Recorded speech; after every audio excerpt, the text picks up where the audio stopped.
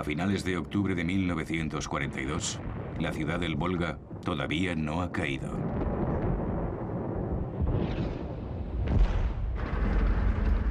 El Führer anuncia a los alemanes: hemos tomado Stalingrado. Solo quedan algunos focos de resistencia. Los tomaremos uno a uno. Es solo cuestión de tiempo. Para Hitler, Stalingrado representa su victoria sobre Rusia.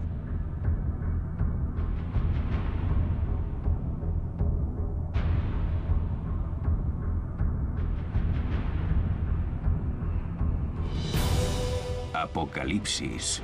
La Segunda Guerra Mundial.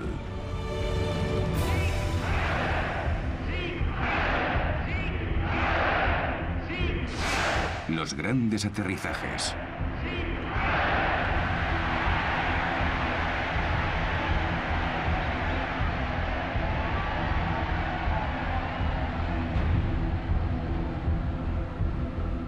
Tras 2 años de lucha en Rusia, los alemanes han amenazado con derrotar al gigante del este.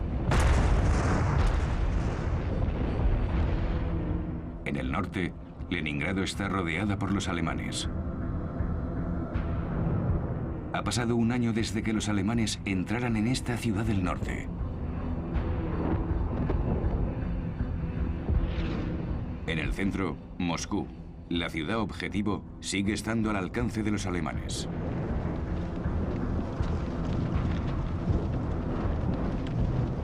Al sur, el avance hacia los campos de petróleo de Bakú se detiene en las montañas del Cáucaso.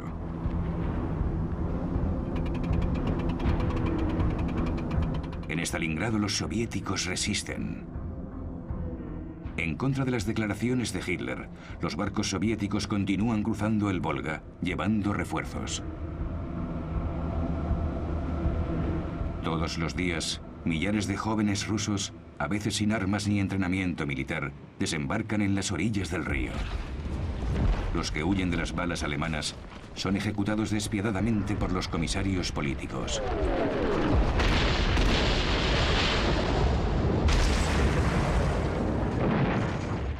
El 7 de noviembre, el aniversario de la revolución, los soldados sitiados que defienden Stalingrado y las tropas soviéticas de todo el frente escuchan a su comandante en jefe, Stalin, hacer una declaración asombrosa.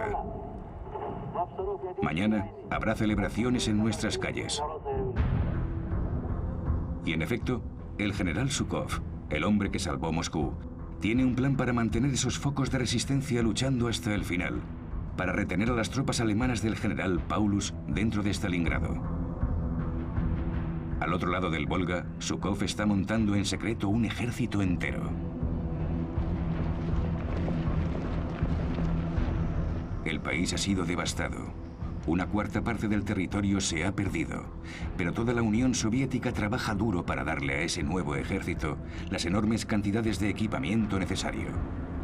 Las fábricas desmanteladas y desplazadas hacia los montes Urales trabajan 24 horas al día. En este esfuerzo se sacrificarán vidas. Estamos en invierno de 1942. Las mujeres que trabajan en esos crueles talleres sin calefacción sufren hambre y frío. Muchas morirán de agotamiento. Pero la producción industrial del país se multiplicará por 10. Los Estados Unidos proporcionan enormes cantidades de ayuda a la Unión Soviética. Los aliados pueden reducir la amenaza de los submarinos alemanes en el Atlántico Norte, formando convoyes protectores hacia puertos soviéticos como Murmansk. El anticomunismo se pone en suspenso. Para los americanos, Joseph Stalin es ahora el tío Joe, y para los británicos, el viejo Joe. Los rusos reciben enormes cargamentos de jeeps, tanques, aviones y camiones, e incluso latas de carne en conserva. Cuando abren las latas de carne, los soldados rusos bromean: abrimos el segundo frente. Además de Stalin, todo el mundo espera que los aliados hagan algo más que aliviar su difícil situación. En Egipto, sin embargo, los británicos son amenazados por los alemanes. Rommel, a quien Hitler acaba de promocionar a mariscal de campo tras sus victorias en el desierto, y su ejército de tanques de los Afrika Korps se acercan peligrosamente al canal de Suez. Han llegado a El Alamein. El Imperio Británico corre peligro.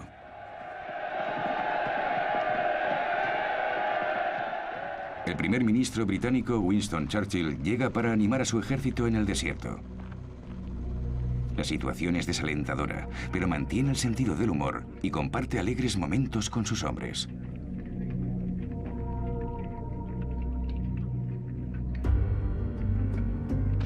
Se acaba de recuperar de su primer infarto.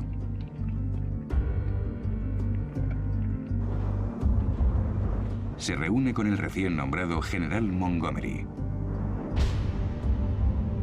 Montgomery no era la primera opción de Churchill. Y todos estos soldados del desierto están un poco preocupados. Los británicos, los australianos, los neozelandeses, los sudafricanos y los franceses libres. En cuanto llega Montgomery, hijo de un pastor, ordena la imposición de un nuevo programa de estrictas reglas y disciplina. Es cauteloso. Espera hasta que su ejército sea superior tanto en hombres como en equipo, con los nuevos tanques Sherman estadounidenses, por ejemplo, construidos para ser rápidos y potentes.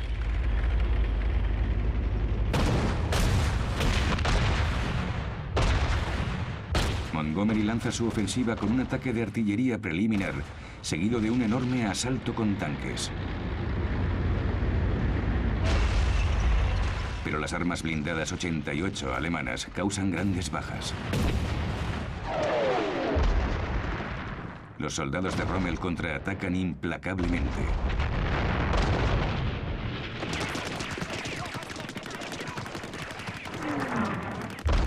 La batalla se convierte en una carga de bayonetas, como durante la batalla del Somme en 1916, con muchas bajas en ambos bandos. En ese juego mortal, el bando con más hombres es el que gana. En una carta a su mujer, Rommel escribe: «Nos aplasta el peso del enemigo». Recibe un mensaje de Hitler: «No puede haber ninguna otra salida que aguantar. No cedas ni un metro de terreno». Rommel contesta a su mujer: «Me devano los sesos para encontrar una salida de esta situación para mis pobres tropas. Nos enfrentamos quizás a los días más difíciles que puede vivir un hombre». Y añade: «Los muertos tienen suerte. Para ellos todo ha terminado». Rommel se retira. En Londres, Churchill anuncia a sus conciudadanos la primera auténtica buena noticia de la guerra. Esto no es el final. No es ni siquiera el principio del final, pero quizás sea el final del principio. Las palabras de Churchill resuenan por todo el mundo. El viejo león británico ha resistido ante Hitler. En su cuartel general, la guarida del lobo, Hitler se muestra desdeñoso. Dice: «Es solo un contratiempo.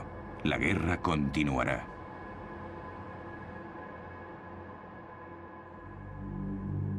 Y lo hace.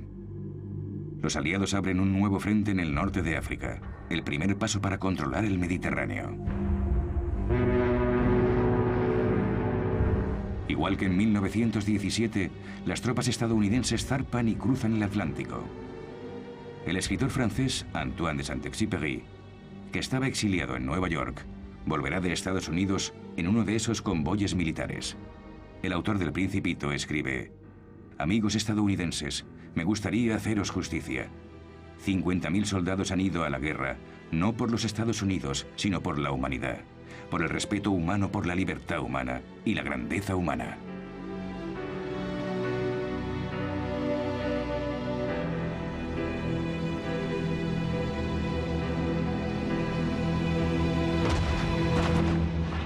Frente a la costa de Casablanca y Orán, los británicos y los estadounidenses son recibidos con fuego de cañones de los franceses de Vichy. Contraatacan. El norte de África sigue controlado por el régimen de Vichy, que colabora con los alemanes. La lucha es violenta y las fuerzas de Vichy sufren grandes daños. El líder de la Francia libre, el general de Gaulle, da un discurso en la radio de Londres.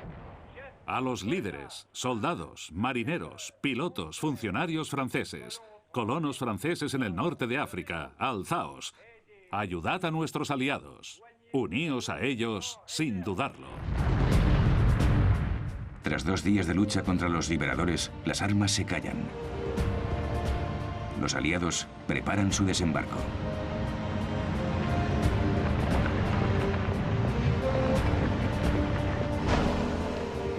En Argel, el pragmático comandante en jefe estadounidense, el general Eisenhower, negocia con el comandante militar del régimen de Vichy, el almirante Darlene. Darlene es uno de los colaboradores más acérrimos de Francia, que incluso ha conocido a Hitler. Decide cambiar de bando, y las fuerzas francesas de Argelia y Marruecos se unen a los aliados. Unas semanas después, Darlene será asesinado por un luchador de la resistencia francesa. Muchos de los franceses del norte de África reciben a los estadounidenses con alegría. Los zuavos y el ejército francés de África también se muestran aliviados. No querían disparar a los estadounidenses. De hecho, pronto estarán luchando codo a codo con ellos, casi como todas las colonias francesas. Y también los soldados indígenas, como les llaman continuamente, que formarán las unidades marroquíes y argelinas.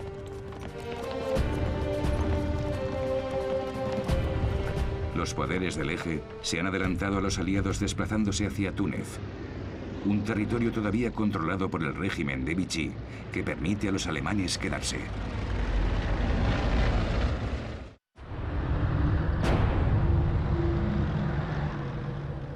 Rommel se retira hacia Túnez.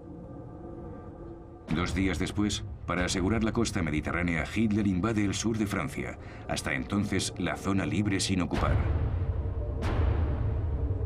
Las órdenes de Hitler son tomar el puerto de Tolón, donde está basada la mayor parte de la marina de Vichy. Con su frágil autonomía en peligro, los almirantes de Vichy deciden deshacerse de su flota. Hunden sus propios barcos para evitar que caigan en manos de los alemanes o los aliados.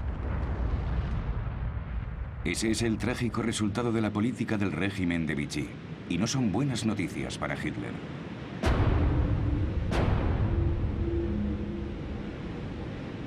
Con la llegada de los alemanes, los judíos que se esconden en los últimos focos de resistencia francesa tienen pocas posibilidades de sobrevivir.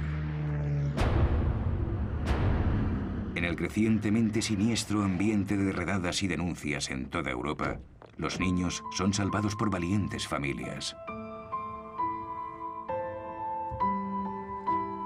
Como la familia de Karl de Bruer. Es un banquero belga. Graba a sus 4 hijos, mientras él y su mujer, Denise, esconden a 2 niños judíos. Monique Mogelski, la hija de 12 años de edad de un ingeniero, que también está escondido. Y Adrien Sepkaru, de 6 años de edad. La madre de Adrien ha sido detenida y deportada a un campo de trabajo de Europa del Este. Nunca regresará de Auschwitz. En este momento, mucha gente sospecha que cuando los ocupantes usan palabras como campo de trabajo, en realidad hablan de muerte. Karl y Denise de Bruer son héroes cotidianos que un día recibirán el título de rectos entre las naciones, junto a más de 20.000 hombres y mujeres más de toda la Europa ocupada.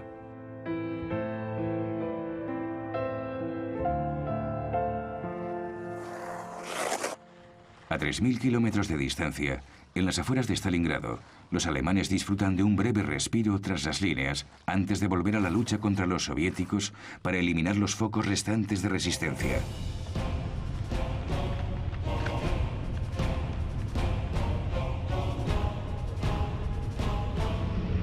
Los flancos del ejército alemán están defendidos por unidades de los países satélite del Reich, rumanos, húngaros e italianos, totalmente ignorantes del peligro que acecha a la vuelta de la esquina.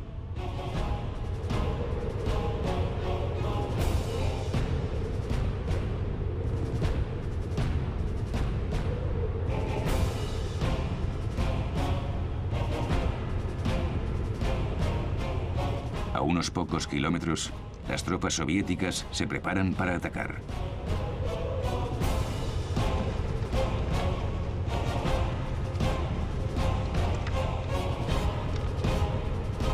Están listas para luchar y hay más de 1 millón. Van a atacar a las unidades más débiles del enemigo para poder rodear al ejército alemán que ocupa Stalingrado.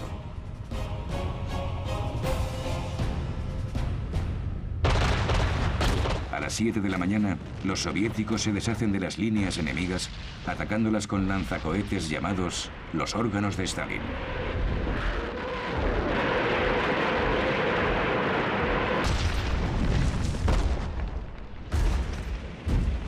El enorme ejército de Zhukov lanza la ofensiva.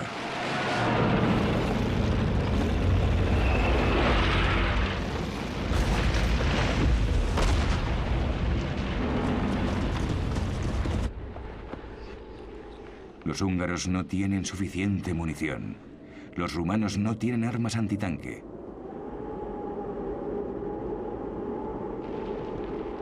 Ellos, al igual que los italianos, han perdido una gran cantidad de hombres.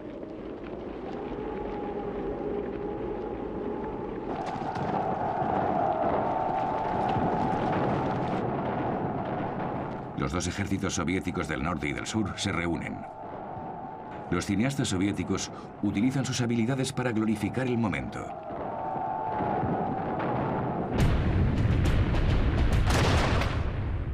Los alemanes ven cómo los tanques soviéticos cierran el círculo a su alrededor. El sexto ejército del general Paulus está atrapado dentro de Stalingrado.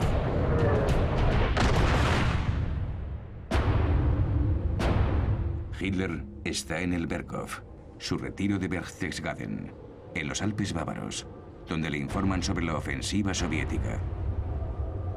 Su reacción inmediata es esconder la noticia a los alemanes.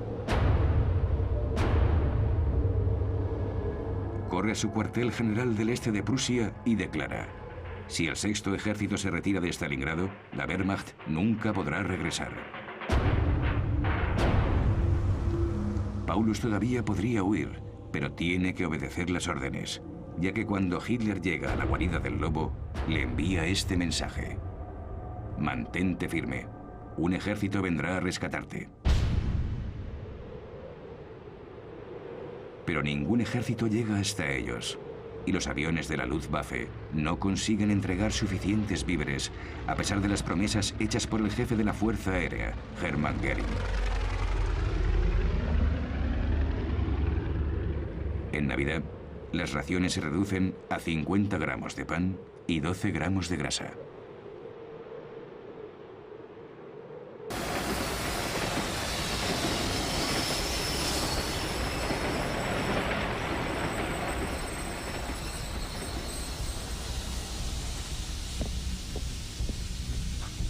Mussolini, que acaba de perder un ejército en Stalingrado, busca una manera de desviar la atención alemana de vuelta al norte de África.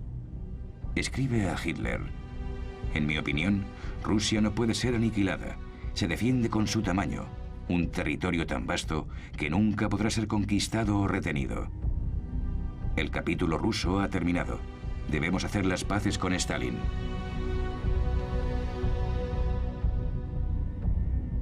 ¿Qué hará Hitler?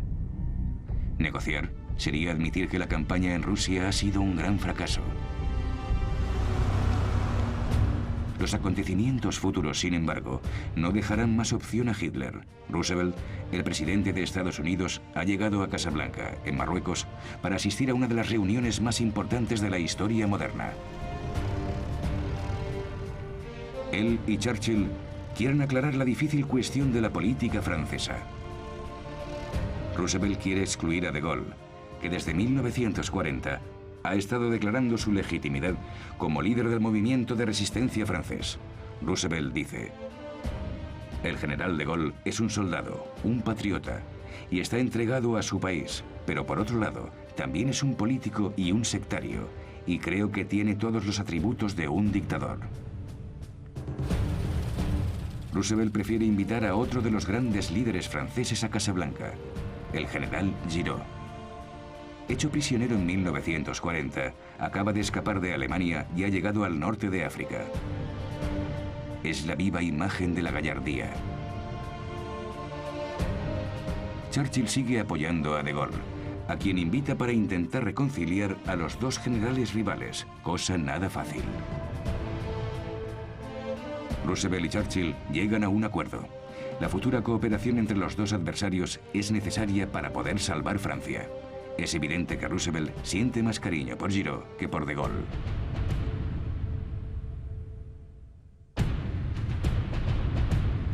Y en la conferencia de prensa de clausura, Roosevelt y Churchill hacen una declaración de gran importancia. Con mucha vehemencia, pronuncian las palabras que desde entonces se convertirán en el credo de los aliados.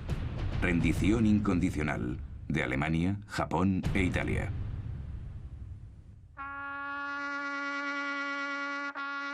No habrá más negociaciones. Los aliados seguirán luchando contra los poderes del eje hasta el final. El precio en vida será alto, y muchos creen que esa postura radical, cuyo propósito es tranquilizar a los soviéticos, solo servirá para incrementar la devoción alemana hacia su Führer.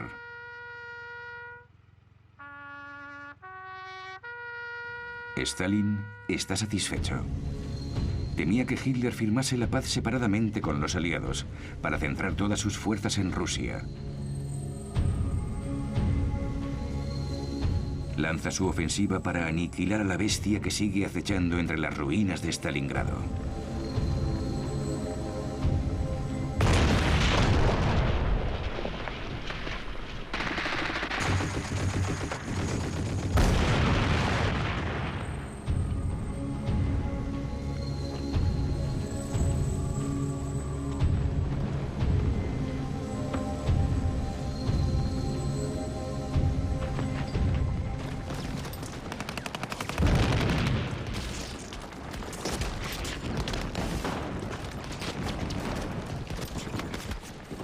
Más allá de la bandera roja está la tienda Univermag, donde el comandante del Sexto Ejército, el general Friedrich Paulus, está atrincherado.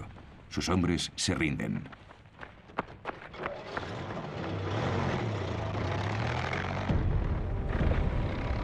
El día anterior, Hitler le ha ascendido a mariscal de campo, pensando que eso le empujará a cometer suicidio para salvar su honor.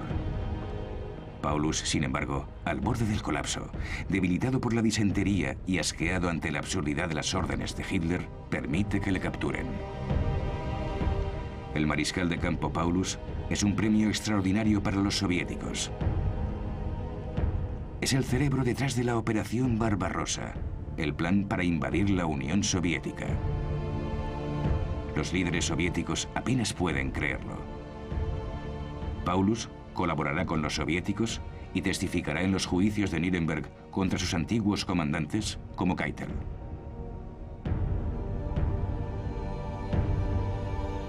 Cuando sea liberado en 1953, se instalará en Alemania del Este. Su reacción es principalmente un rechazo a las escandalosas políticas de Hitler. La mayor parte de sus hombres piensan lo mismo. Hitler puede irse al diablo. Los prisioneros alemanes se atreven a pronunciar las pocas palabras rusas que saben.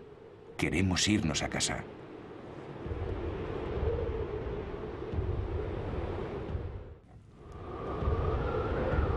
Solo podemos imaginar cómo debió sentirse la gente de los países ocupados. Tras la derrota alemana en Stalingrado, la esperanza renace. Evidentemente, los locutores de noticias alemanes no muestran ninguna de estas imágenes, y Hitler dice: no debemos usar la palabra rendición. Debemos explicar que nuestros hombres no consiguieron recibir los víveres y que por eso les derrotaron. Debemos usar la palabra sacrificio.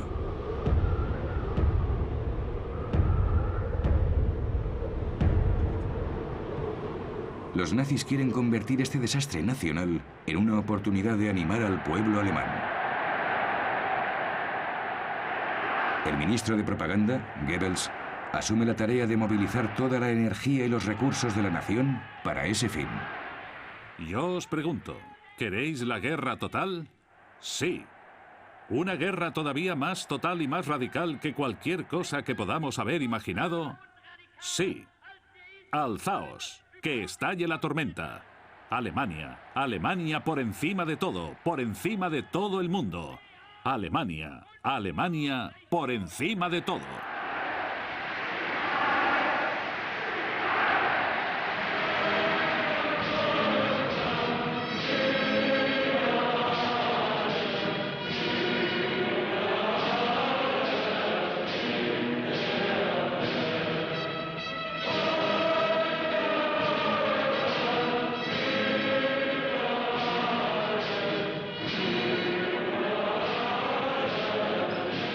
Entre el público en apariencia extasiado está Albert Speer.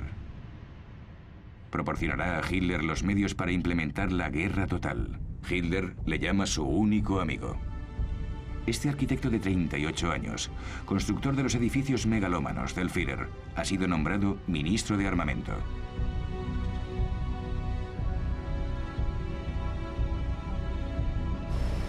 Speer da una nueva fuerza a la industria de guerra alemana. Es un hábil organizador y, por encima de todo, un nazi convencido. Bajo sus órdenes, 4 millones de civiles extranjeros o judíos serán reunidos y se les hará trabajar hasta el agotamiento o la muerte.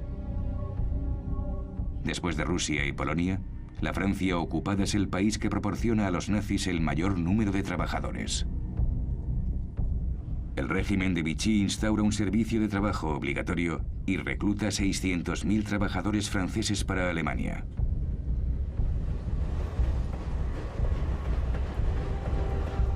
Aquellos que quieran evitar este servicio se marchan al bosque y se unen al movimiento de resistencia. La canción de este grupo es la canción del partisano. Amis, entends-tu le cri noir des corbeaux sur nos plaines? Amis, entends-tu les cris sourds du pays qu'on enchaîne? Oh, et partisans, ouvriers et paysans, à vos armes. Los grupos de resistencia clandestina se han creado en todos los países ocupados. Montez de la mine, descendez des collines, camarades.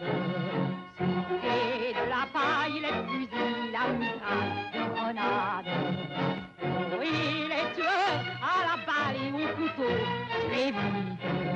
Oh, et les saboteurs, attention à ton fardeau, dynamite. C'est nous qui brisons les barreaux des prisons pour nos frères. Si nous battus, nous marchons et nous tuons, nous crèves. Ami, si tu tombes, un ami sort de l'ombre à ta place.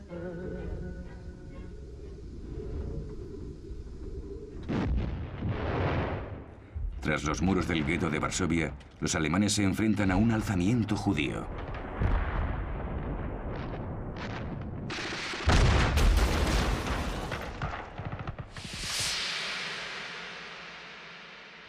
Antes de la guerra, el gueto de Varsovia era un barrio vivo, abierto, filmado en color por un turista estadounidense.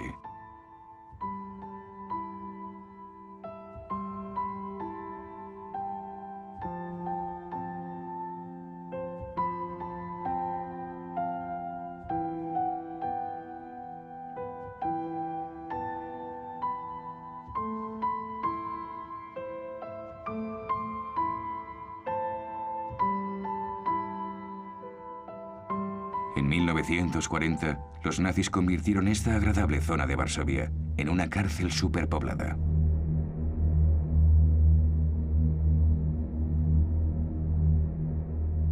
Esta mujer grita de dolor, llevando a un niño muerto por las calles.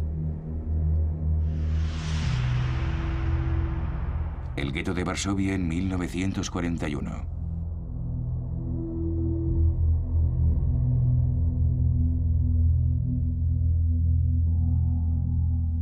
El gueto en 1942.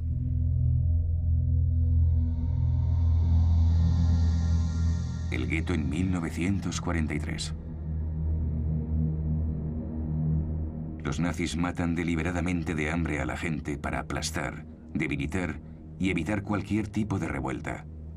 pero los judíos consiguen armas y mueren luchando. Los supervivientes son deportados al campo de exterminio de Dublinka y ejecutados.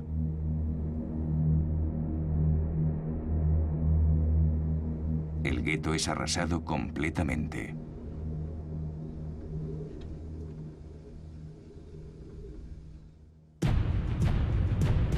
Al mismo tiempo, los aliados consiguen otra victoria.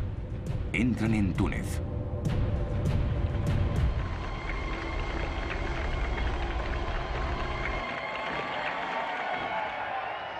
Detrás de estas puertas, los alemanes ya habían iniciado políticas para perseguir a los judíos en Túnez durante su corta ocupación. Los judíos aprovechan la oportunidad para quitarse las estrellas amarillas.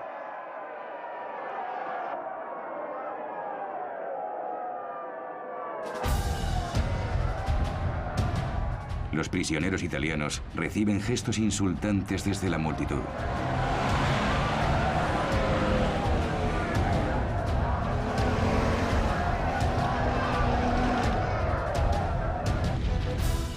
Rommel, que sigue en Túnez, es filmado por un oficial alemán antes de abordar uno de los últimos aviones que parten hacia Alemania. En marzo de 1943 escribe: he recibido instrucciones para coger una baja por enfermedad y volver a ponerme en forma. Todos mis esfuerzos para salvar a mis hombres y devolverles al continente han sido infructuosos. El Führer ha dado órdenes de mantener el mayor secreto en lo que respecta a mi vuelta a Alemania. Mi reputación militar debe seguir sirviendo como medida disuasoria.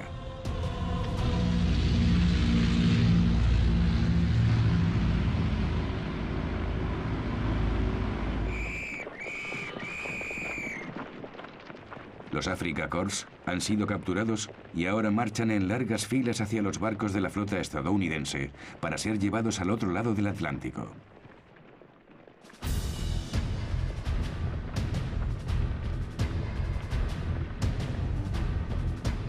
Durante la guerra, 380.000 alemanes serán enviados a Canadá y Estados Unidos, desde donde es imposible escapar. Estos prisioneros están a punto de embarcarse en una extraña odisea. Empiezan estos barcos de transporte militar. Muchos se sienten como en un sueño. Para ellos la guerra ha terminado y están a salvo. Sin embargo, para estos soldados alemanes, el sueño pronto se vuelve una pesadilla, porque incluso aquí los nazis tienen el control. Estos hombres que bajan del barco en Canadá insisten en hacer el saludo, incluso aquellos que solo tienen un brazo. Algunos prisioneros son enviados a campamentos en Virginia y Texas. Trabajan en plantaciones de algodón o tabaco.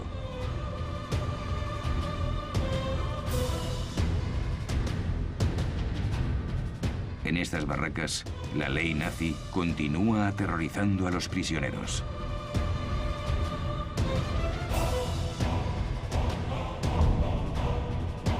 En poco tiempo, los oficiales nazis se han hecho con el control de los prisioneros, usando la intimidación, la tortura e incluso el asesinato para mantener la ideología fascista entre sus compañeros prisioneros. Y este mensaje debe llegar a los soldados alemanes que luchan y sufren en todos los frentes alemanes. Tienen que entender que no tienen nada que ganar si se entregan a los aliados.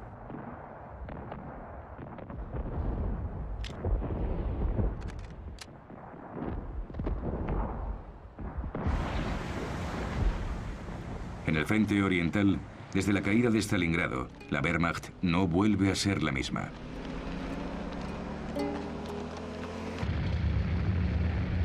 Los soldados intercambian rumores sobre el Führer. Parece que ha perdido la cabeza. Le tienen encerrado en secreto en Berchtesgaden. Vemos a su doble.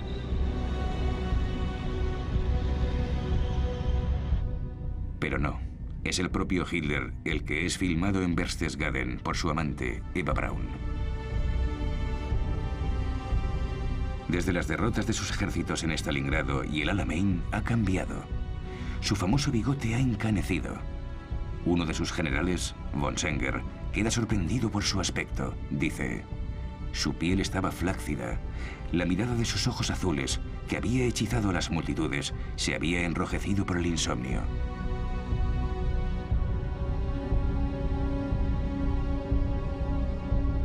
De hecho, su médico, el Dr. Morrell, le ha preparado unas gotas de cocaína.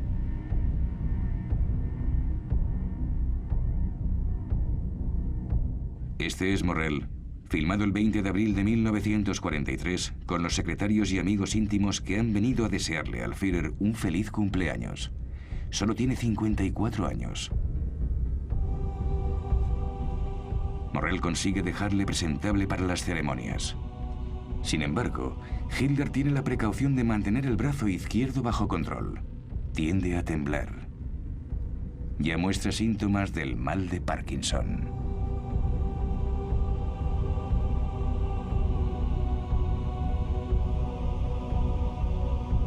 Como resultado, el jefe de las SS, Himmler, se vuelve aún más importante.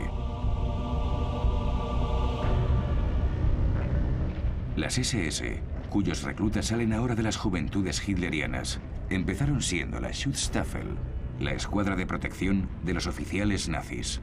Más tarde proporcionaría los guardias de los campos de concentración. Las SS han creado un auténtico ejército propio, las Waffen-SS. En el futuro se espera que estas tropas de élite, bajo las órdenes de Himmler, sustituyan a la Wehrmacht, que ya no se considera totalmente leal. Cada vez más, Himmler recluta en los países ocupados fanáticos como estos SS bosnios.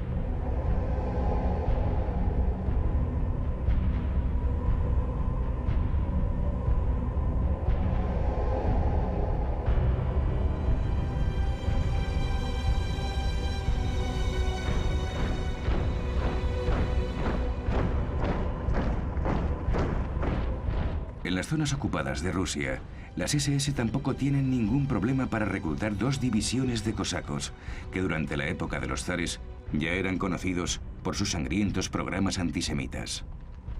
Formarán el temible 15º Cuerpo de Caballería de las SS.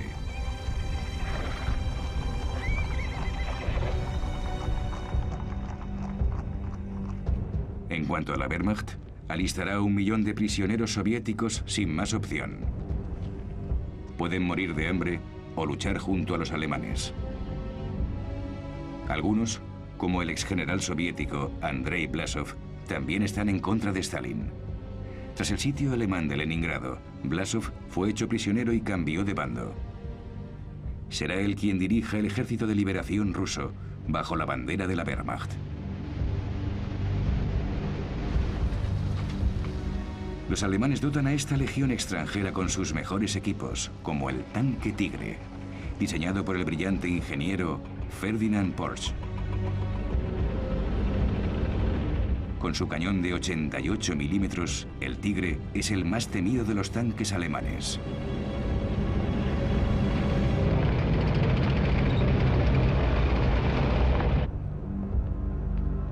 Como resultado, en la guarida del lobo, Hitler empieza a sentir esperanza otra vez. Ahora puede renovar su obsesión por la destrucción del Ejército Rojo. Quiere atacar en Kursk. Los rusos han empujado hacia adelante las líneas de frente y Alemania lanzará una enorme ofensiva veraniega, la Operación Citadel, la mayor batalla de tanques de la historia.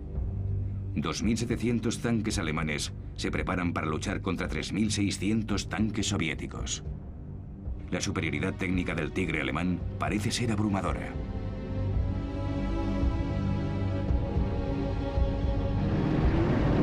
Hitler sabe lo importante que es esa batalla. Para dirigir su fuerza de 900.000 soldados, ha escogido al hombre que le ayudó a ganar la batalla de Francia, el mariscal de campo von Manstein.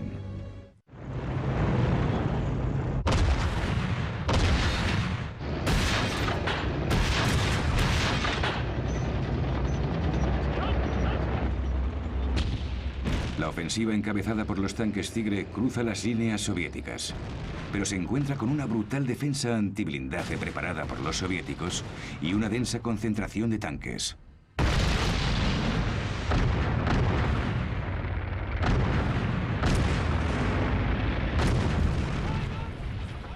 Las tropas de la Wehrmacht se ven obligadas a retroceder. Incluso los formidables tanques Tigres caen víctimas de los soviéticos.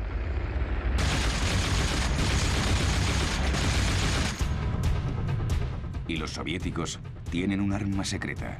Los británicos han conseguido capturar y decodificar la máquina de encriptación alemana llamada Enigma, y ahora pueden leer las órdenes alemanas más secretas. El poderoso servicio secreto soviético en Gran Bretaña ha conseguido transmitir los planes de operación decodificados a Moscú.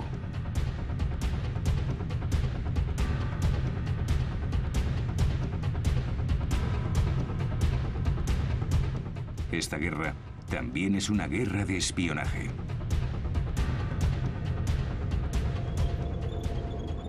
En Kursk, el resultado es devastador para los alemanes, que ya han perdido 50.000 hombres en la batalla.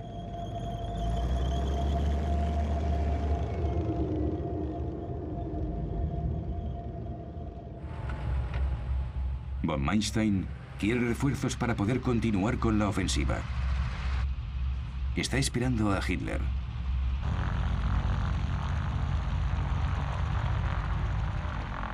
Inmediatamente le dice: hemos sufrido bajas, pero los rusos también, incluso peores. Hitler parece dudar. Murmura unas cuantas necedades. Von Manstein escribirá: me parece bastante débil. Esta impresión se confirma cuando von Manstein le muestra a Hitler las cifras de bajas de Kursk. Desde el principio de la guerra, 2 millones de soldados alemanes han muerto, han resultado heridos o han desaparecido en combate. Hitler nunca podrá llenar ese vacío. Las cosas están ahora muy lejos de las victorias de las campañas de guerra relámpago, el Blitzkrieg de la batalla de Francia. Kursk es el auténtico punto de inflexión de la guerra porque Hitler pasa a la defensiva. Superado por la paranoia, insiste en que haya escenógrafos presentes. Von Manstein no cree que todo esté perdido, pero Hitler no está de acuerdo.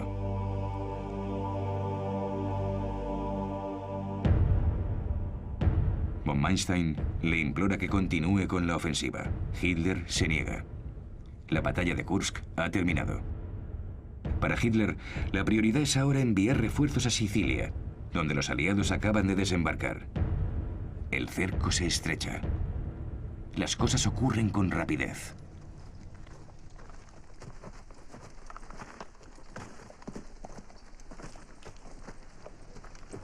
Todo lo que puede hacer Hitler es intentar contener el avance aliado. Pero es incapaz de evitar la caída de Mussolini, lo que lleva a Italia a rendirse y a cambiar de bando.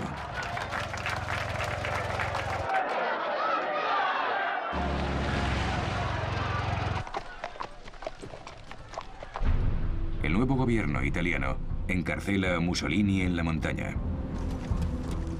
Hitler envía una unidad aérea de comandos a rescatarle. Hitler quiere que Mussolini vuelva al poder. Le envía de vuelta a Italia para restablecer su régimen fascista con ayuda del ejército alemán. Los alemanes invaden Italia y no tienen escrúpulos en asesinar a sus antiguos aliados, que intentan resistirse. Los alemanes empiezan inmediatamente a perseguir a los judíos en Roma, Milán, Génova, Florencia y Trieste. La mayor preocupación de Hitler es evitar cualquier otro desembarco en Italia y sobre todo en Francia. Esa es la idea detrás de la fortaleza de Europa, cuyo emblema es el muro atlántico, un impresionante sistema de fortificaciones que se extiende desde Noruega hasta la frontera española. Rommel está a cargo de la defensa de la fortaleza de Europa. Dice: es absolutamente necesario que empujemos a los británicos y los estadounidenses fuera de las playas. Después será demasiado tarde. Las primeras 24 horas de la invasión serán decisivas. Será el día más largo.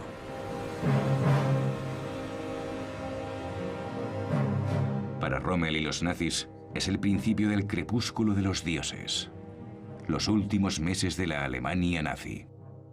Y aún así, Las imágenes de las noticias alemanas de Rommel, que ha sido invitado a tomar el té por Magda Goebbels, la mujer del ministro de propaganda, revelan el estado de ánimo de los nazis en este momento de la guerra. La ideología nazi tiene fe en la victoria y desprecia la duda.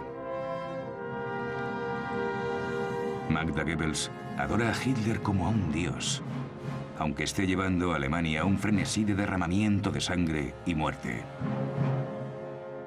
Magda Goebbels le ha dado a sus 6 hijos nombres que empiezan por la letra H, como Hitler: Helga, Hildegard, Holding, Helmut, Hedwig y Heidrun. Los matará a todos uno a uno el último día del Reich. Apocalipsis, la Segunda Guerra Mundial. Próximo capítulo, el fin de la pesadilla.